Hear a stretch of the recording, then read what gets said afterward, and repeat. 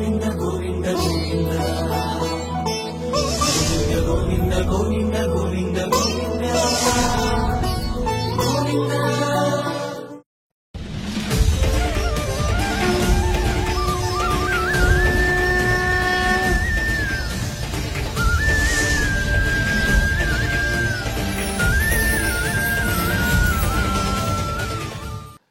నమో వెంకటేశాయ.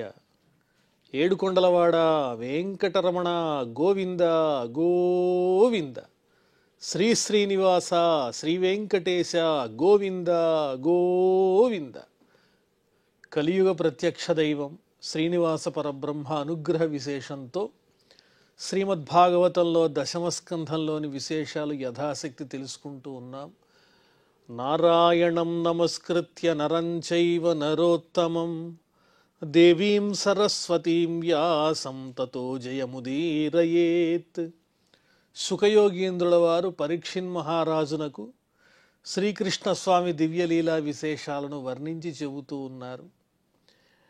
భీముడు జరాసంధుడు వీళ్ళిద్దరూ ద్వంద్వయుద్ధం చేస్తున్నారు. దారుణంగా గదలతో ఒకరినొకరు మోదుకున్నారు. ఆ తరువాత పిడిగుద్దులతో తమ తమ శరీరాలను పరస్పరము కూడా పిప్పి చేసుకున్నారు. ఇద్దరూ సమానమైన బలం కలిగినటువంటి వారు కాబట్టి ఎవరూ తగ్గడం లేదు, ఎవరూ పెరగటం లేదు. ఎవరు గెలుస్తారో అంచనా వేయటం కష్టంగా ఉంది.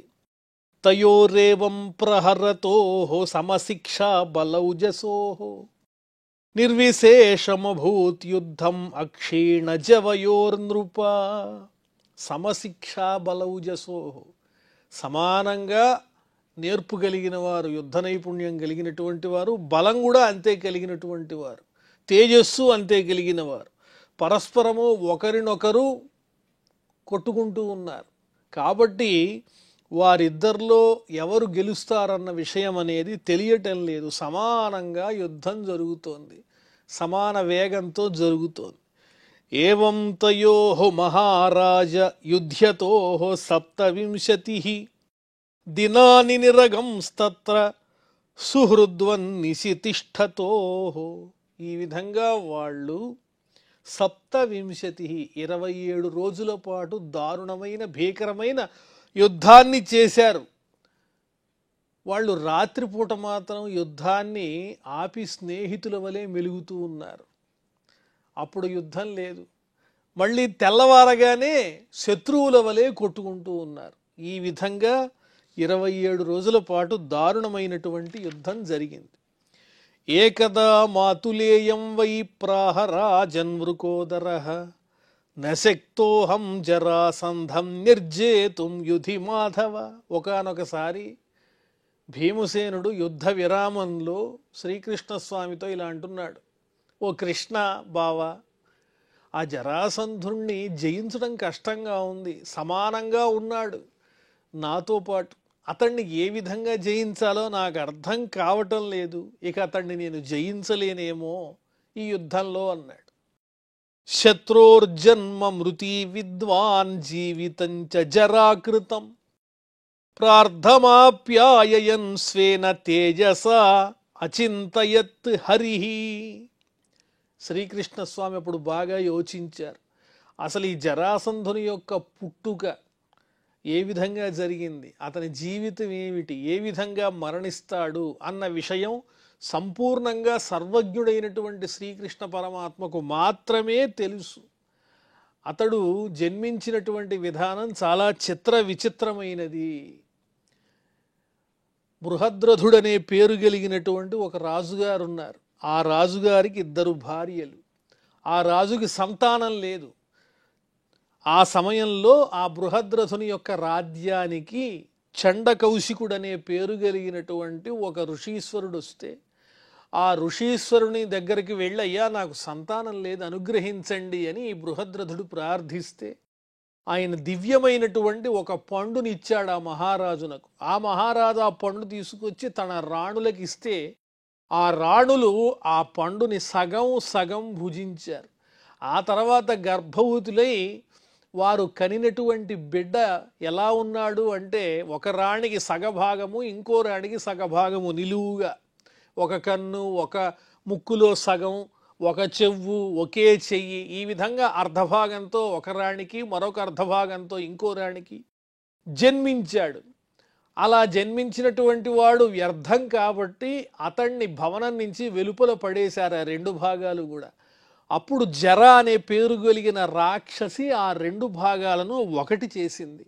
జర అనేటువంటి రాక్షసి చేత ఒకటిగా కలపబడ్డాడు కాబట్టి రెండు భాగాలు కలపబడ్డాయి కాబట్టి అతనికి జరాసంధుడు అనేటువంటి పేరు వచ్చింది.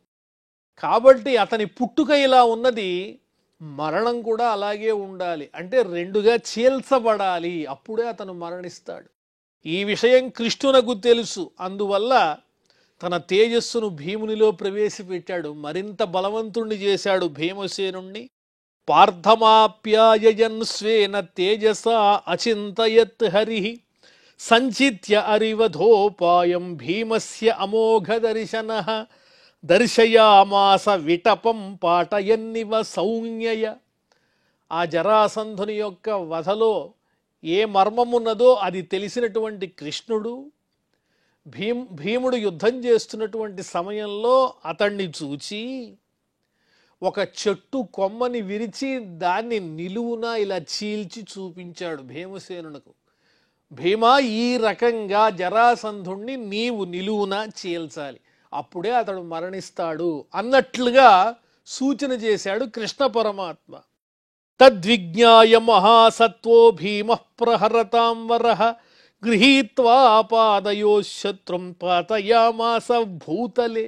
వెంటనే కృష్ణుడు చేసినటువంటి సూచనను అర్థం చేసుకున్నటువంటి భీముడు మహాపరాక్రమవంతుడు, కృష్ణుని యొక్క తేజస్సుతో మరింత బలవంతుడై ఆ జరాసంధుణ్ణి నేల మీద పడవేసి అతని పాదాలు గట్టిగా తన కాళ్లతో నొక్కిపట్టి ఏకం పాదం పదాక్రమ్య దౌర్భ్యామన్యం ప్రగృహ్య సహ గుదతః పాటయామాస శాఖామివ మహాగజః.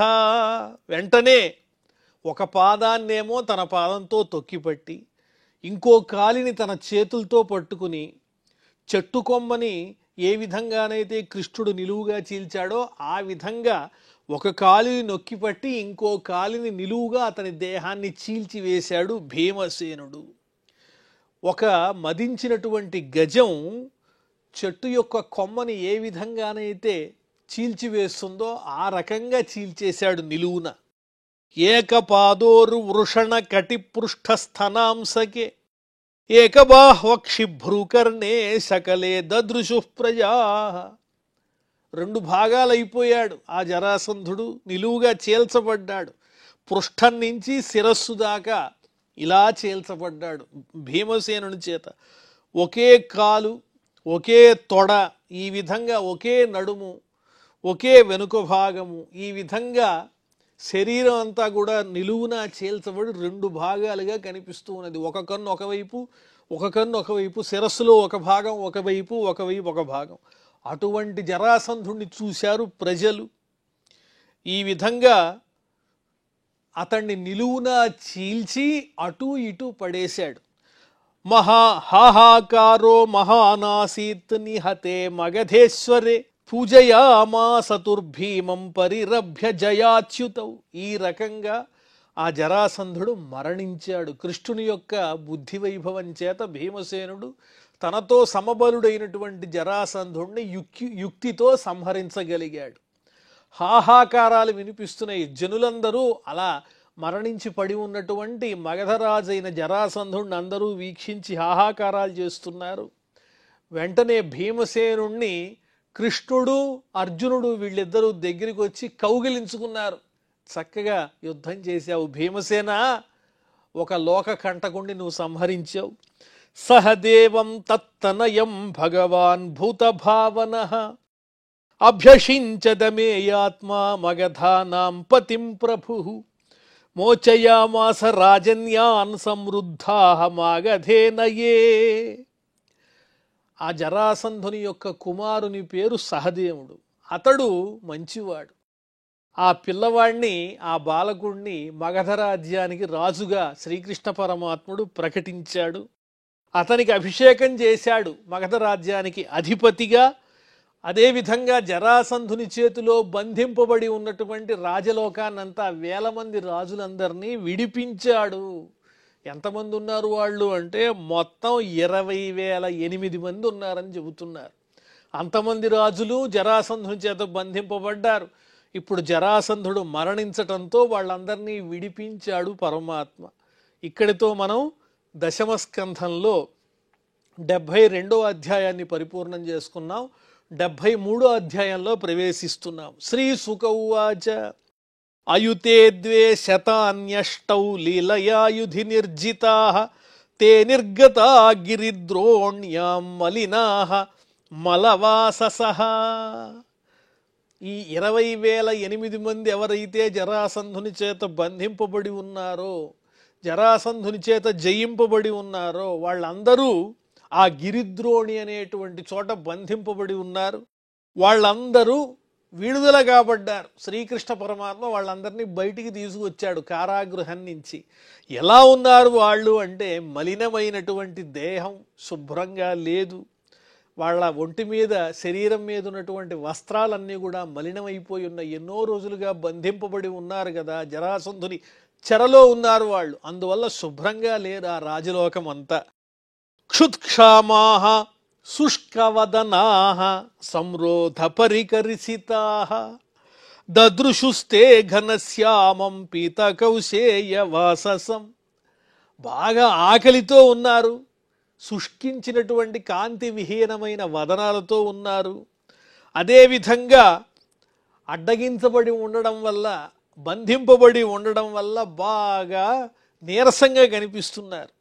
అలాంటి రాజులు ఆ శ్రీకృష్ణ పరమాత్ముణ్ణి దర్శించారు. ఎలా ఉన్నాడు కృష్ణ పరమాత్మ అంటే ఘనశ్యామం పీత కౌశేయ వాససం, నల్లని మబ్బు వంటి శరీర వర్ణము కలిగినటువంటి వాడు.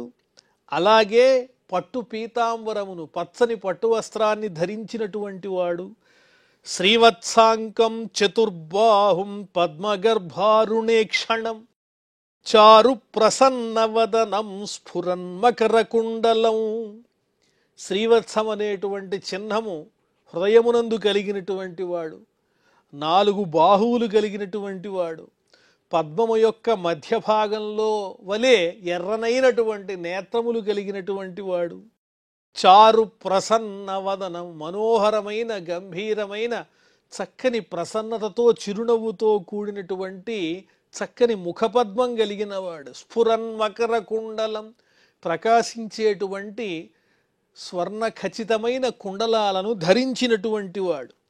పద్మహస్తం గదా శంఖ రథాంగైరుపలక్షితం కిరీటహార కటక కటి సూత్రాంగదార్చితం. పద్మమును ఒక చేతిలో ధరించాడు, మరి ఒక చేతిలో గద, ఇంకొక చేతిలో శంఖము, మరి ఒక చేతిలో చక్రం. ఇలా 4 బాహువులతో చక్కగా దర్శనమిచ్చాడు వారికి. వజ్ర ఖచ్చితమైన బంగారుమయ కిరీటాన్ని, చక్కని హారములను, అలాగే కటిసూత్రములను, అంగదములను, అలాగే అనేక రకములైనటువంటి చక్కని దివ్యాభరణములతో వెలుగొందుతూ ప్రకాశిస్తూ కనిపించాడు. భరాజద్వర మణిగ్రీవం నివీతం వనమాలయ, శ్రేష్టమైనటువంటి మణి, కౌస్తుభమణిని కంఠమునందు అలంకరించుకుని ఉన్నాడా స్వామి. నివీతం వనమాలయ, ఆ కంఠసీమలో వనమాల ప్రకాశిస్తూ ఉన్నది. పిబంత ఇవ చక్షుర్భ్యాం లిహంత ఇవ జిహ్వయ. ఈ రాజలోకమంతా శ్రీ విష్ణు స్వరూపుడైన శ్రీకృష్ణ పరమాత్మ దివ్యమైన దర్శనంతో ఆనందాన్ని పొందారు. వాళ్ళు కళ్ళతో స్వామిని చూస్తున్నారు. ఎలా చూస్తున్నారంటే దప్పిక కొన్నవాడు ఏ విధంగానైతే నీటిని ఆతృతగా తాగుతాడో అంత శ్రద్ధగా, అంత దప్పికతో, నేత్రములతో దర్శిస్తూ ఉన్నారు. అంటే నేత్రములతోనే ఆ స్వామి రూపాన్ని త్రాగుతున్నారా అన్నట్లుగా. లిహంత ఇవ జిహ్వయ, నాలుకలతో ఆస్వాదిస్తున్నట్లుగా దర్శించారు. జిఘ్రంత ఇవ నాసాభ్యాం, ముక్కు పుటములతో ఆ చక్కని దివ్యమైన సుగంధాన్ని వాసన చూసినట్లుగా ఆ స్వామి రూపాన్ని దర్శిస్తున్నారు. అంటే నాసికకు ఉత్తమోత్తమైన సువాసన గనక లోపల ప్రవేశించినట్లయితే ఎంత ఆనందమో అంత నాసమునకు ఏ విధంగా సుగంధము ఆనందాన్ని కలిగిస్తుందో ఆ విధమైనటువంటి చక్కని ఆతృతతో స్వామిని దర్శిస్తున్నారని చెప్పటమే ఇందులో ఉన్న రహస్యం. రంభంత ఇవ బాహుభి, తమ చేతులతో స్వామిని హత్తుకున్నట్లుగా భావన చేస్తూ దర్శిస్తూ ఉన్నారు. ఇందులో ఉన్న సారాంశం ఏంటంటే వారి యొక్క సమస్తమైన ఇంద్రియములు స్వామి సేవలో తరించిపోతూ ఉన్నాయి. అంత శ్రద్ధతో భక్తితో తమకు విడుదల కలిగించినటువంటి జరాసంధుని పీడ నుంచి తమకు విడుదల కలిగించినటువంటి ఆ శ్రీకృష్ణ పరమాత్మను దర్శించి తరిస్తున్నారు రాజులంతా. ప్రణేముహు హతపాప్మానః మూర్ధభిః పాదయోః హరేః. స్వామి దర్శనం చేత పోగొట్టబడిన సమస్త పాపములు కలిగినటువంటి వారై తమ శిరస్సులను స్వామి పాదముల యందు ఉంచి నమస్కారం చేశారు.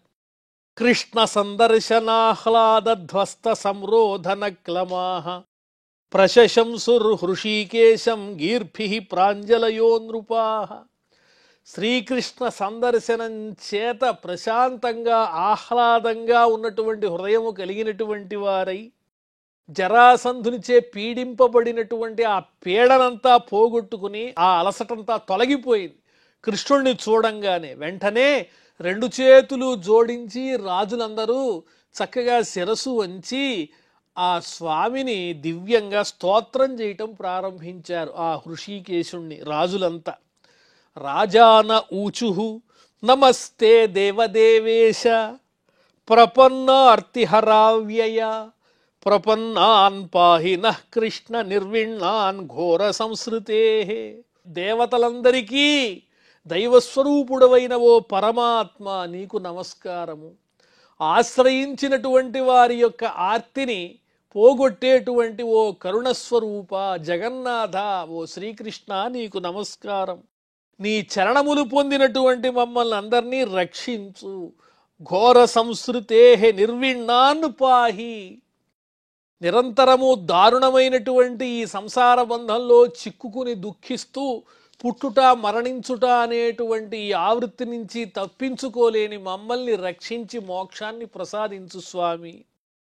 నైవం నాథాన్వసూయామో మాగధం మధుసూదన అనుగ్రహో యద్భవతో రాజ్ఞాం రాజ్యచ్యుతి విభో. ఆ జరాసంధుడు మమ్మల్ని అందరినీ పీడించాడని మేమేం బాధపడటం లేదు, అతన్ని చూచి అసూయపడటం లేదు. అతడు ఆ విధంగా మమ్మల్ని అందరినీ పీడించి మమ్మల్ని రాజ్యభ్రష్టుల్ని చేసి ఇక్కడ బంధించటం వల్లనే కదా దివ్యమైనటువంటి పరమాత్ముడవైన నీ యొక్క సందర్శన భాగ్యం మా అందరికీ కలిగింది. ఇది నీ అనుగ్రహమే. ఎప్పుడైతే నీ అనుగ్రహం కలుగుతుందో అదే పరమమైనటువంటి అదృష్టము. ఈ రాజ్యభోగాలు పదవులు మాకు అవసరం లేదు.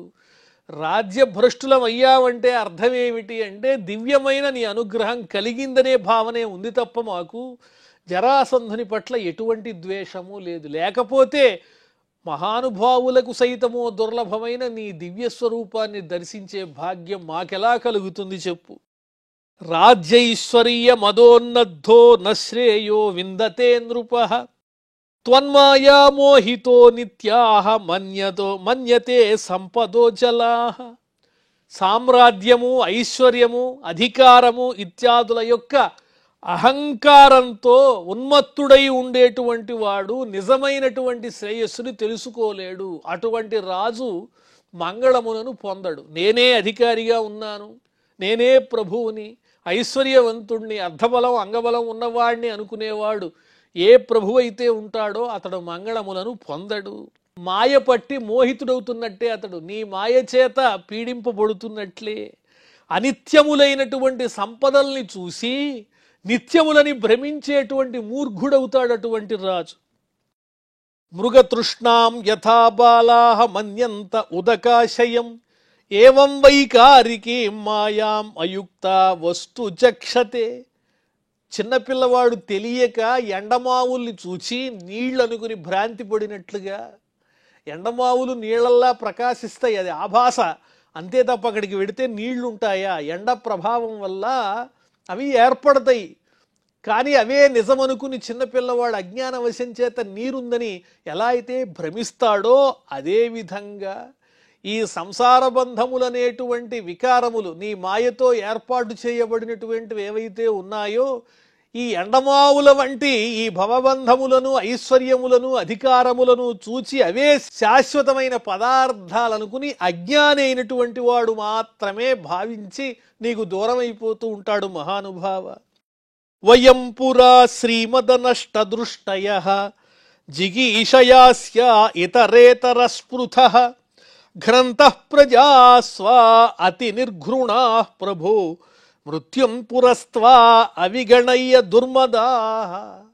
పూర్వం మేం కూడా ఈ ధనము దానికి సంబంధించిన మదము వాటి వల్ల గుడ్డివాళ్ళం అయిపోయి సరైనటువంటి దృష్టి లేక నిజమైన జ్ఞానాన్ని పొందక మాలో మేమే కొట్టుకుంటూ నేనే ఆధిపత్యాన్ని పొందాలి, నేనే ప్రభువునవ్వాలి, నేనే చక్రవర్తినవ్వాలనేటువంటి కాంక్షతో ఒకళ్ళతో ఒకరం పోట్లాడుకుని ప్రజలకు అన్యాయం చేసి మా చేత పాలింపబడే ప్రజలందరినీ హింసిస్తూ బాధ పెడుతూ చంపుతూ కరుణ లేకుండా దారుణమైనటువంటి పనులన్నీ ఆచరించాం.